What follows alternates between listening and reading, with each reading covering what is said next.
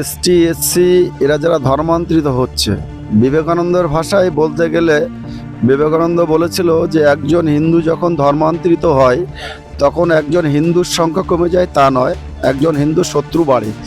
আজকে যারা এইভাবে হিন্দুর থেকে ধর্মান্তরিত খ্রিস্টান হচ্ছে বা অন্য অন্য ধর্মে চলে যাচ্ছে, তো তারা তো কোনো রকমই কোনো সুযোগ সুবিধাই পাওয়ার কথা নয়। আর এটা তারা এক ধরনের প্রতারণা করছে, আমাদের দেশের সঙ্গে প্রতারণা করছে, প্লাস একটা সংবিধানের সঙ্গে প্রতারণা করছে।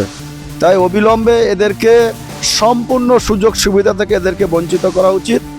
এবং এদের যদি সেই খ্রিস্টান হতে হয় বা খ্রিস্টানের সেই ওদের যদি মনে করে যে না আমাদের এই ধর্মে ভালো লাগছে না, আমরা খ্রিস্টান হয়ে যাব, তাহলে ভাই তোমাদের জন্য অনেক দেশ আছে খ্রিস্টান, সে সমস্ত দেশে চলে যাও, সেখানে অনেক সুযোগ সুবিধা আছে, সেখানে যে তোমরা সেই সুযোগ সুবিধাগুলো ভোগ করো। ভারতবর্ষ একমাত্র হিন্দুত্বের দেশ, ভারতবর্ষ এখানে যারা ভারতীয় তারাই হিন্দু, অতএব এখানে সবার জন্যই সমান সুযোগ আমার মনে হয় দেওয়া উচিত।